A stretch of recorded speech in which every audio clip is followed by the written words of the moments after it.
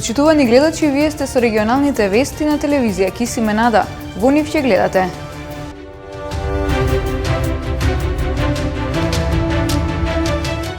Општина Тетово должи над 24 милиони евра, објави на денешната пресконференција градоначалникот на Тетово Билјалка Сами.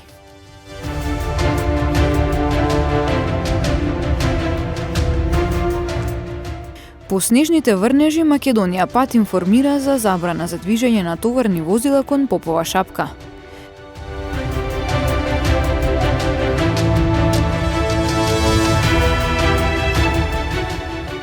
Предизвиците на лицата со попреченост, панел дискусија во Гостивар.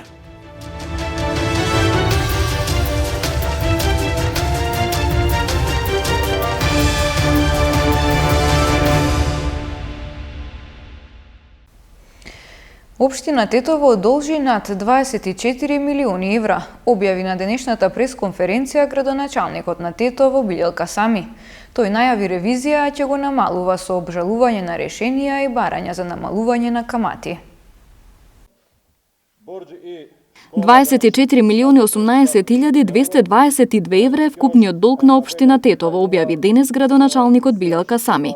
Најмногу должи општината, односно 14 милиони 61.397 евра, и тоа кон приватен и јавен сектор, физички лица, а во оваа сума се опфатени и договорени нерегистрирани и договорени сумнителни суми.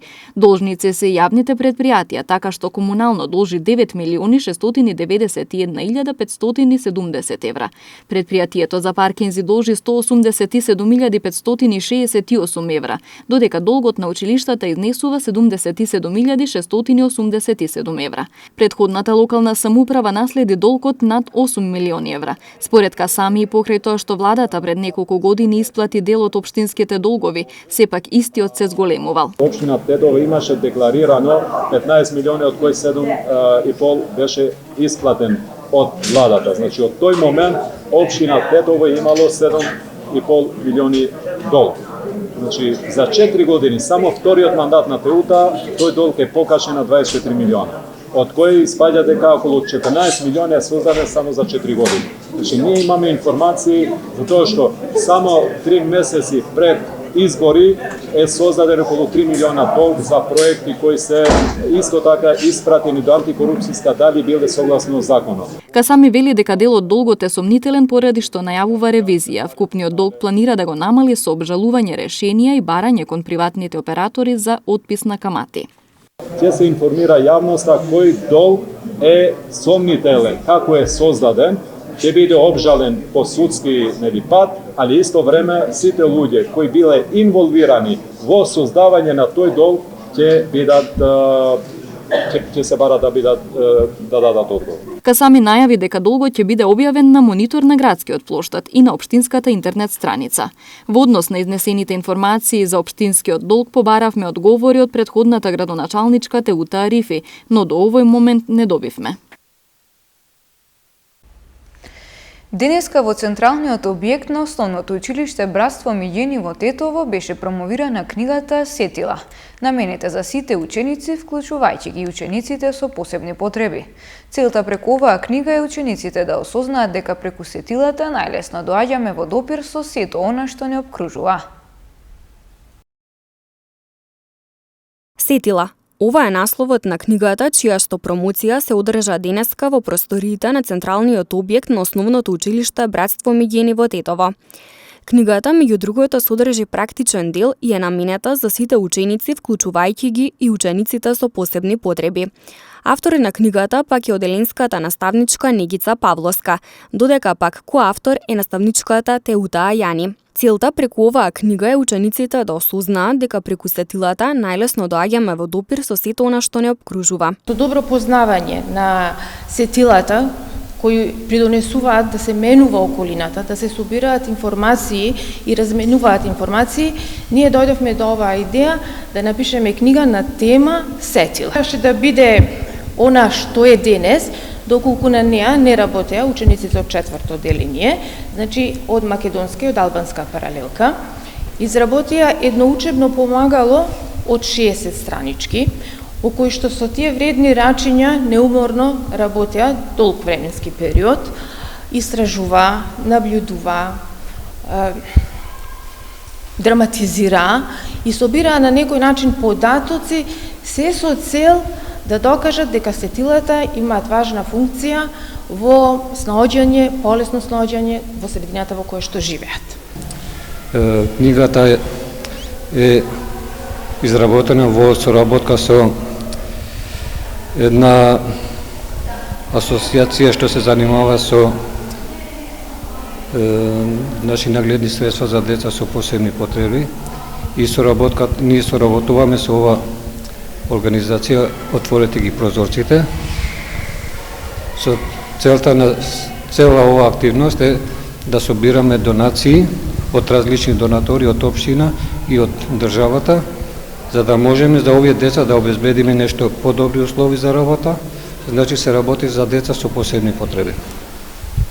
Книгата е изработена, регистрирана и значи може секој да го купува, да го нарача. Една многу убава книга, двојазично и на македонски и на албански. На крајот од промоцијата на дел од присутните им беше доделен по еден примерок од книгата. Кои се тешкотиите и пречките со кои лицата со попреченост се соочуваат секојдневно и како тие да се надминат? На оваа тема денес во Гостивар се одржа панел дискусија што ја организираше Институтот за јавна политика Арбен Џафери. Правата и потребите на лицата со посебни потреби ги има во законските одредби, но реалноста покажува дека институциите не водат доволно грижа за оваа категорија на граѓани. Ова беше една од поентите на денешната панел дискусија што се одржа во Гостивар, со фокус на тешкотиите и пречките со кои се соочуваат секојдневно лицата со попречености. Како главни проблеми беа истакнати неможноста за вработување, манипулација од работодавачите и административните бариери. Од работните места само се лажат, плюс тоа ги немат оние обичните потреби што немат ни место каде да се движат, немат ни парцела каде или корсија каде да се движат, најелементарните ги немат, а посебно па после да се вработат или да се вклучат во општеството. А друго што би сакала да напоменам, едно нешто што више ги малтретират со документацијата, што секоја година треба да ги обновуваат документите. Тоа е најпроблемното нешто што им се случува на ова категорија на луѓе, што не е убаво од страна на власта да ги малтретираат секоја година. Време е она што се ветува и што е пропишено со закон за правата на лицата со посебни потреби да почне да се исполнува, подвлекоа учесниците на дискусијата во Гостивар, напоменувајќи дека ништо не значат зборовите ставени само на хартија. За да се подобри, треба да се работи повише, не само да се рече дека ќе направиме и да се останат во фиоки тие обеќања, тие работи. Не е тоа само да обеќаш. Треба на дело да видиме. На дело не сме виделе до сега ништо. За жал. Настанот го организираше Институтот за јавна политика Арбен Џафери, кој во своите анализи нотира дека во земјава не се работи доволно за видливоста и обезбедувањето услови за лицата со попречености. Освен активистката Алива Река, на панел дискусијата своји обраќања има и председателите на Сдруженијата на лица со посебни потреби и на слепи лица од Гостивар, Шпенди Салија и Џеват Фейзули. Сојот Омикрон е исклучително заразен, но веќе се согледува дека предизвикува благи симптоми. Сепак повторно највнимателни треба да бидат постарите и хронично болните лица, вели епидемиологот Драган Даниловски. Има добра вест и има лоша вест. Лоша вест, ај од лошата да почнам, е што така на прв поглед предизвика шок во научната јавност заради тоа што се пројави дека има огромна пробивна моќ, огромна заразност. За недела дена освои од, да кажеме, од 1% застапеност до 30% застапеност во Јужна Африка, така што тоа е нешто што е навистина спектакуларно повеќе од она што го покажува Делта и претходните соеви. Првите случаи се забележани дека имаат релативно благи, не релативно, туку благи симптоми. И добар дел од нив веќе се и отидени дома на амбулантно лекување, така што законитост има една епидемиолошка кај вирусите. Тие секогаш се обидуваат, тие се едноставно создадени да преживуваат. Тие не одбираат начин како да преживуваат и тоа го прават со тие мутации на одредени делови во своето тело. Има една обратна пропорционалност забележана кај вирусите. Колку еден вирус станува позаразен, по правило, не мора да биде секогаш така, по правило му се намалува вируленцијата, односно му се намалува тежината на симптомите што ги предизвикува. Јас навистина не можам да преюдицирам, ама мислам дека и во овој случај тоа така ќе биде, дека огромната заразност ќе оди со клиничка слика која што има лесни симптоми претежно. Мислам дека и со овој сега, сој Омикрон, така ќе биде, дека ќе треба да внимаваат постарите лица, оние што имаат хронични болести, што имаат компрометиран имунолошки систем.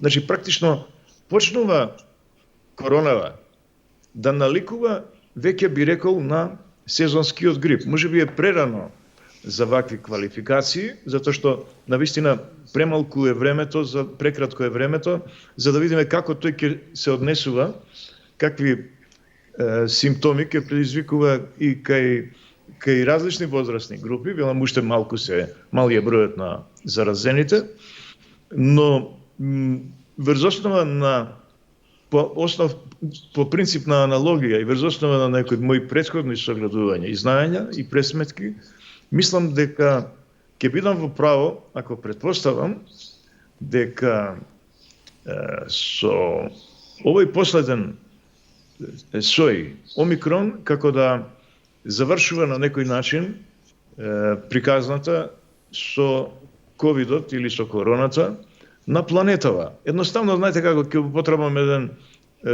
колоквијален израз, ќе се испуца едноставно. Се чистат патиштата низ земјава, како и во Полошкиот регион после снежните врнежи од утрово. Забрана за движење на товарни возила има на патот кон Попова шапка, како и кон планинскиот превој Стража. Студено и врнежливо утро во Тетово и Тетовско. Овој пат врнежите се од снег. Сепак во градското подрачје не остана снежна покривка, но температурите се ниски. Најмногу снег има на планинските предели, а од раните утрински часови се работи на чистење на патиштата и обезбедување проводност.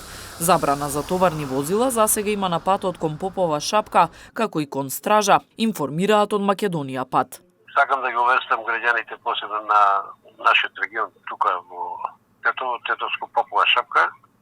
Попова шапка има снег, нашата екипа цела ноќ чистеше, сега повторно чисти, патот е преоден за товарни возила. Забрането качување нагоре и за автобуси.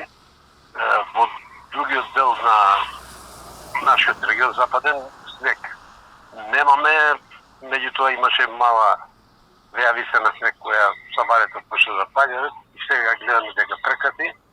Другите патишта из Републиката, посебно Гостивар, Стража, Тишево, че чисти патот, забранет е превоз на товарни камиони. Има два камиони кои се искачиле и се во застој, а нашата екипа работи и се чисти. Иако отежнато е чистењето, меѓутоа се работи континуирано цело време на чистување на качување на автомобилите кон Стража Гостивар и Тетово Попова шапка. На Попова шапка има 21 центиметар снежна покривка, додека во Маврово 11. На некои места во земјава измерени беа температури под нулата. За утре се најавува намалување на облачноста, а температурите ќе останат ниски, информираат од Управата за хидрометеоролошки работи.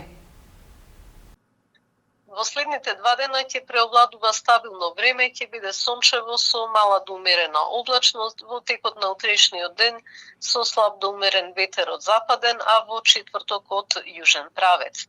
Поради намалувањето на облачноста, утрата ќе бидат доста свежи, па така интервалот на минимални температури за Македонија ќе биде од минус 10 до минус 2 степена, а во Полошкиот регион во овие 2 дена температурите ќе се спуштат до околу минус 7 степени.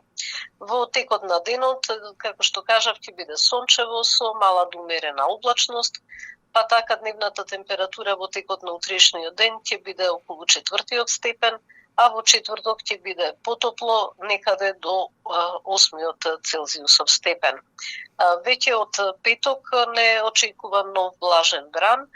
Времето ќе биде променливо облачно, ќе дува и умерен повремено и засилен ветер од јужен правец, а особено во попладневните часови ќе има и повремени врнежи од дожд. Преодно стабилизирање на времето ќе има во сабота во текот на денот, а во недела повторно не очекуваат врнежи, значи не очекува од петок период на променливо облачно време со повремени врнежи, со променлив интензитет, а врнежите повремено на повисоките места и на планините ќе преминуваат и во снег. Максималната температура во петок во земјава се очекува да биде од 9 до 15 степени, а потоа повторно ќе бележи постепено опаѓање. Во продолжение деталите од полицискиот билтен на секторот за внатрешни работи Тетово.